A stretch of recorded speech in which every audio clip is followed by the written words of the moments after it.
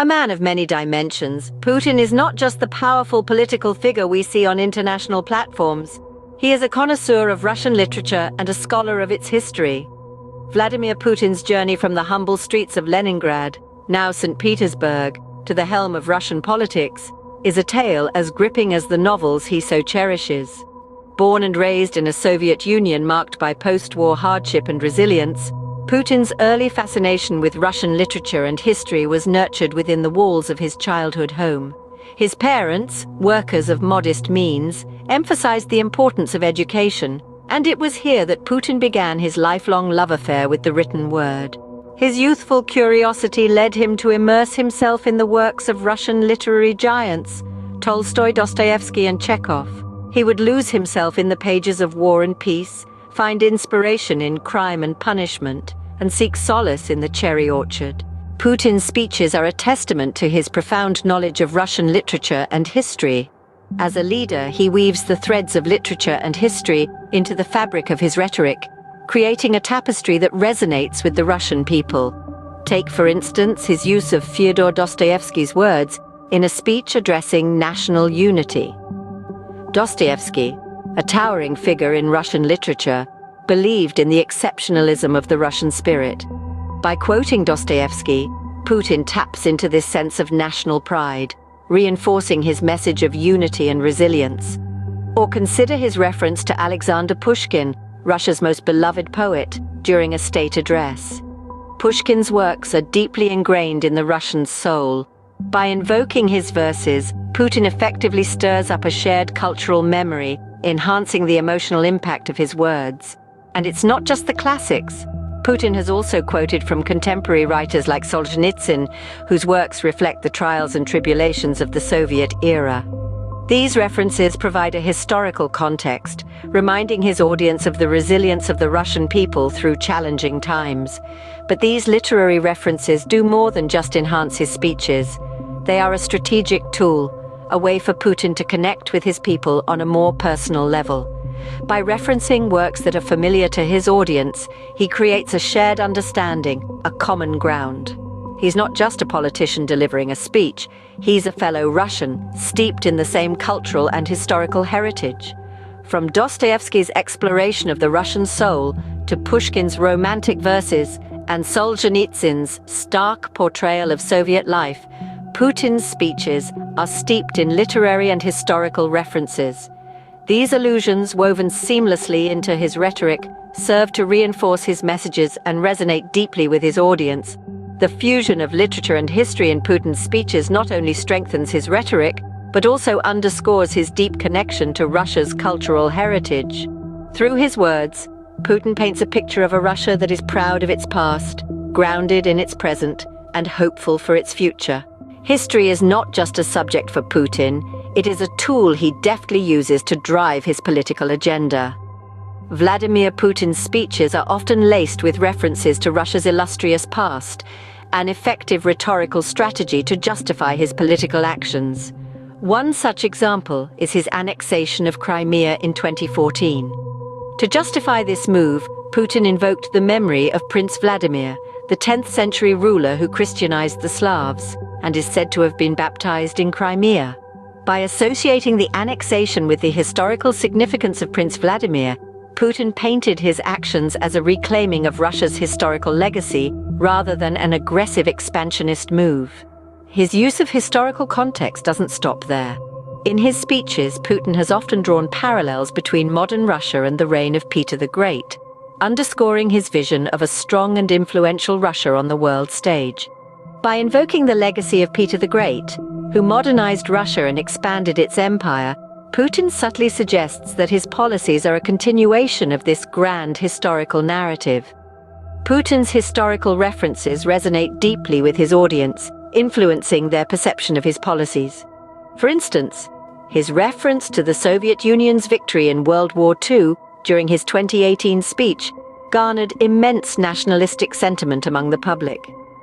By aligning his administration with the Soviet Union's victory, Putin effectively instilled a sense of national pride, thus securing public support for his regime. His use of historical context also extends to his international speeches. For example, in his 2013 speech at the Munich Security Conference, Putin alluded to the Treaty of Westphalia, a 17th century agreement that established the principles of modern state sovereignty. By doing so, Putin emphasized his stance on the inviolability of national borders, a significant point in light of Russia's contemporary geopolitical challenges. History for Putin is a strategic weapon in his oratorical arsenal that he uses to sway public opinion and justify his political agenda. Putin's political legacy is a unique blend of literature, history, and politics. His speeches are not simply political discourse, they are a testament to Russia's rich cultural heritage. This blending of literature and history into politics has fundamentally transformed the way politics is conducted and perceived in Russia. Putin's speeches often echo the words of Russia's great authors and poets, from Dostoevsky's existential musings to Pushkin's romantic verses. Putin uses these literary giants to convey complex political ideas. The effect is a political discourse that is deeply rooted in Russia's cultural heritage. This has not only made his speeches more relatable to the Russian people, but has also reinforced his image as a quintessentially Russian leader. But Putin's speeches do more than just quote literature. They are steeped in historical context. Putin is known for his deep knowledge of Russian history, and he uses it to his advantage. His references to key historical events and figures are not just symbolic. They serve to legitimize his political decisions and strategies. By aligning his actions with those of historical figures, Putin presents himself as a continuation of Russian history, reinforcing his image as a national leader. This blend of literature, history, and politics has had a profound impact on the Russian people. It has made politics more relatable and understandable to them, as it taps into their shared cultural and historical experiences. It has also reinforced Putin's image as a leader deeply connected to Russia's cultural heritage, enhancing his popularity and legitimacy. But perhaps the most significant impact of this blend is the change it has brought about in Russian political discourse. Putin's use of literature and historical context has made politics more grounded in Russia's cultural heritage. It has elevated political discourse from a mere exchange of ideas to a celebration of Russia's cultural identity. This has not only changed the way politics is conducted in Russia, but also how it is perceived by the Russian people.